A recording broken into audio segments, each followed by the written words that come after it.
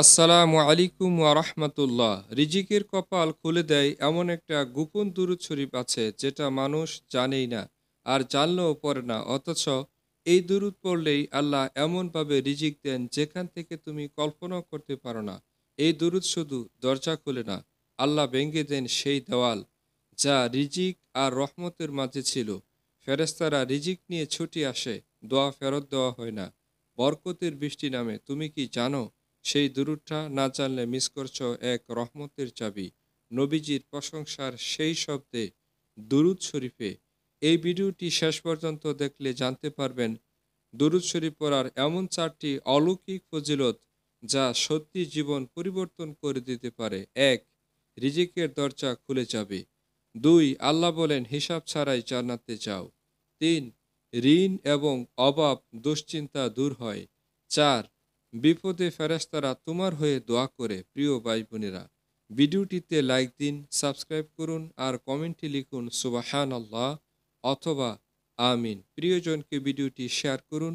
চলুন আজকের গুরুত্বপূর্ণ আলোচনা শুরু করি।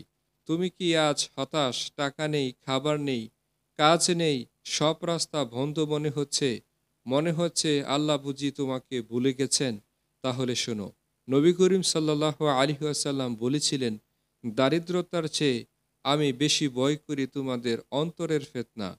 অভাব আসবে, পরীক্ষাও হবে, কিন্তু তুমি সেটা কিভাবে পার করছো সেটাই বড় পরীক্ষা। সাহাবীরা ৩ দিন পেট ভরে খেতে পারতেন না। নবী করিম সাল্লাল্লাহু আলাইহি ওয়াসাল্লাম নিজে ক্ষুধা চেপে রাখতেন, পেটে পাথর বেঁধে। ওমর রাদিয়াল্লাহু তাআলা আনহু কাঁদছিলেন রাসূলের গায়ে বিছানার দাগ দেখে। তিনি বলেছিলেন, হে আল্লাহর রাসূল, পারস্য রোমে এত কিছু আর আপনি এমন কষ্টে। নবী করিম সাল্লাল্লাহু আলাইহি ওয়াসাল্লাম বলেছিলেন, তারা দুনিয়া পেয়েছে, আমরা আখিরাত। রিজিকের মালিক মানুষ না, একমাত্র আল্লাহ সুবহানাহু ওয়া তাআলা। নবী করিম সাল্লাল্লাহু আলাইহি ওয়াসাল্লাম বলেন, তোমরা যদি আল্লাহর উপর ভরসা করতে তাহলে তিনি তোমাদের এমন রিজিক দিতেন যেমন পাখি খালি পেটে যায় আর ফিরে আসে ভরা পেটে। সাহাবীরা সব ছেড়েছিল, হিজরত করেছিল, ঘর নেই, টাকা নেই, পরিবার নেই, তবুও তারা বলতো আল্লাহ আছেন, চিন্তা নেই। আবু হুরাইরা রাদিয়াল্লাহু তাআলা আনহু বলতেন, আমরা ক্ষুধার্ত থাকতাম, তবুও নবী করিম সাল্লাল্লাহু আলাইহি ওয়াসাল্লাম আমাদের ইলম শেখাতেন, কারণ তিনি জানতেন রিজিক আসবে ধৈর্যের সাথে। তুমি আজ কান্না করছো, জানো আল্লাহ তোমার কান্না শুনেই রিজিক পাঠান। নবী করিম সাল্লাল্লাহু আলাইহি ওয়াসাল্লাম বলেন, দোয়া করলে রিজিক তোমার দিকে ছুটে আসে, তাই থেমে থেকো না। হয়তো এখনো তুমি মন থেকে আল্লাহকে ডাকোনি, তাহলে শুরু করো এক হৃদয় ভরা দরুদ শরীফ দিয়ে। আল্লাহুম্মা সল্লি আলা মুহাম্মাদিন ওয়া আলা আলি মুহাম্মাদ। প্রতিদিন ১০০ বার পড়ো। চুপচাপ বসে থাকলে, হাঁটতে হাঁটতে, একা থাকলে, আল্লাহ কথা দিয়েছেন দুরূদ পড়লে তিনি নিজ হাতে রিজিক পৌঁছে দিবেন ইনশাআল্লাহ। আল্লাহ বলেন হিসাব ছাড়াই জান্নাতে যাও। তুমি কি জানো কারা পাবে এমন সৌভাগ্য? কোরআনে বলা হয়েছে, তাদের সামনে জান্নাত খুলে দেওয়া হবে হিসাব ছাড়াই। কিয়ামতের দিন যখন সবাই ভয়ে কাঁপবে, কিছু মানুষ থাকবেন যাদের কোনো প্রশ্ন করা হবে না, কোনো হিসাব নেওয়া হবে না। নবী করিম সাল্লাল্লাহু আলাইহি ওয়াসাল্লাম বলেন, ৭০,০০০ লোক আমার উম্মতের মধ্য থেকে হিসাব ছাড়াই জান্নাতে প্রবেশ করবে। সুবহানাল্লাহ। সাহাবীরা অবাক হয়ে জিজ্ঞাসা করলেন, হে আল্লাহর রাসূল, এরা কারা? তিনি বললেন, এরা সেই সব লোক যারা রুকিয়া বা তাবিজে নয়, শুধু আল্লাহর কুদরতে বিশ্বাসী। তুমি যদি আজ থেকে আল্লাহর উপর এমন ভরসা করো যে তুমি জানো কারো কাছ থেকে কিছু চাইতে হবে না, তিনি নিজেই যথেষ্ট, তবে একদিন হয়তো তুমিও সেই সৌভাগ্যবানদের একজন হতে পারো। এই হিসাব ছাড়া জান্নাত মানে কি? মানে এমন সম্মান যেটা আল্লাহ নিজ হাতে দিবেন, যেখান থেকে ফেরেশতারা বলবে সালামুন আলাইকুম, তোমরা ভালো ছিলে, এখন চিরদিন থাকো। সুবহানাল্লাহ। নবী করিম সাল্লাল্লাহু আলাইহি ওয়াসাল্লাম একবার বললেন, যে ব্যক্তি প্রতিদিন ১০০ বার এই দোয়া পড়ে সে এমন মর্যাদা পাবে যা হিসাব ছাড়াই জান্নাতের পথে নিয়ে যাবে। দোয়াটি হলো, লা ইলাহা ইল্লাল্লাহু ওয়াহদাহু লা শারীকা লাহু, লাহুল মুলকু ওয়ালাহুল হামদু ওয়াহুয়া আলা কুল্লি শাইইন কদির। চিন্তা করো, প্রতিদিনের ছোট্ট একটি আমল কিভাবে তোমাকে সোজা জান্নাতে নিয়ে যেতে পারে।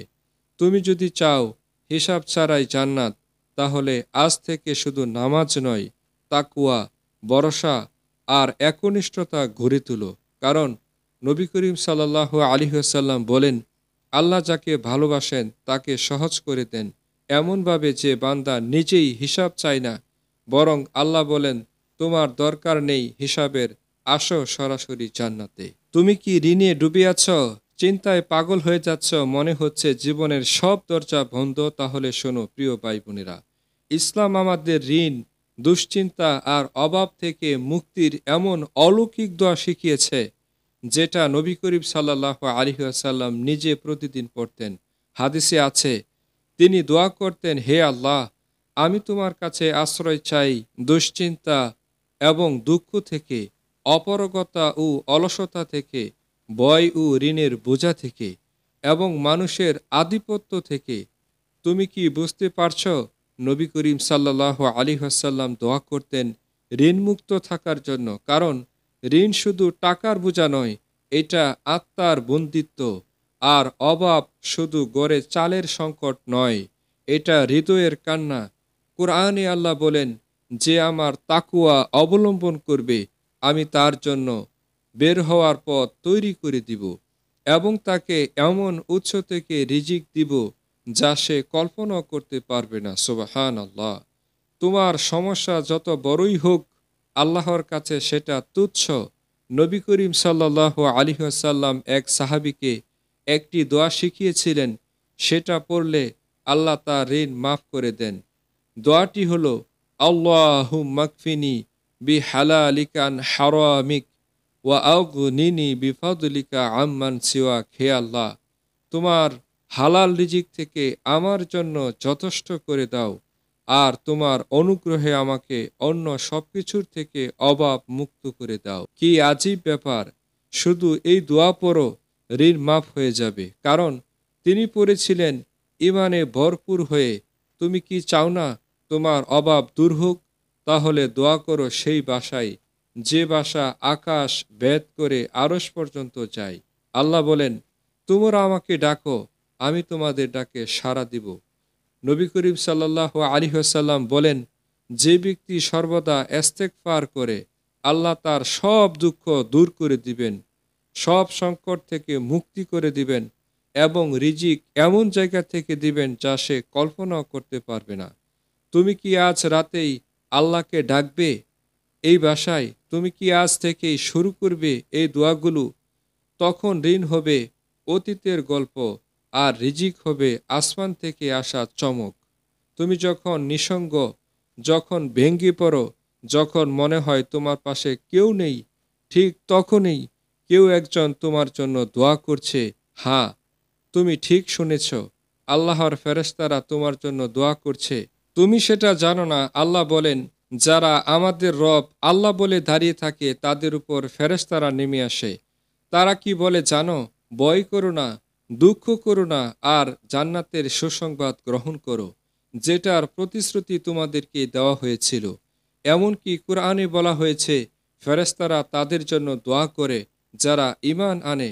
তারা আল্লাহর কাছে বলে, হে আমাদের রব, তুমি তাদের ক্ষমা করে দাও, তাদের পিতামাতা ও সন্তানদেরও, যারা তওবা করে তোমার পথে চলে। একবার কল্পনা করো, যদি এমনটাই সত্যি হয়, তুমি বিপদে পড়লে শুধু পরিবার না, আল্লাহর সৃষ্টি ফেরেশতারা তোমার জন্য দোয়া করছে। নবী করিম সাল্লাল্লাহু আলাইহি ওয়াসাল্লাম বলেন, যখন কোনো মুসলমান তার ভাইয়ের জন্য অজানায় দোয়া করে, তখন এক ফেরেশতা বলে, আমিন, এবং তোমার জন্য এমন হোক। তুমি যখন অন্যের জন্য দোয়া করো, ফেরেশতারা তোমার জন্য দোয়া করে। আর নবী করিম সাল্লাল্লাহু আলাইহি ওয়াসাল্লাম বলেন, যে ব্যক্তি সকালে বা বিকালে অসুস্থ কারো খোঁজ নিতে যায়, তার জন্য ৭০,০০০ ফেরেশতা দোয়া করে। সুবহানাল্লাহ! এটা কি ভাবলে তোমার চোখ ভিজে যায় না? তুমি যখন বিপদে পড়ো, অসহায় হয়ে পড়ো, তোমার চোখে হয়তো কোনো দোয়া নেই, কিন্তু আকাশে তখন ফেরেশতারা তোমার হয়ে বলে দিচ্ছে, হে আল্লাহ, তাকে ক্ষমা করো, তাকে সাহায্য করো, তার অন্তরের ভার লাঘব করো। তুমি একা না, আল্লাহ আছেন, আর আকাশ ভরা দোয়াকারী এক বাহিনীও আছে যারা তোমার জন্য চুপি চুপি কাঁদে।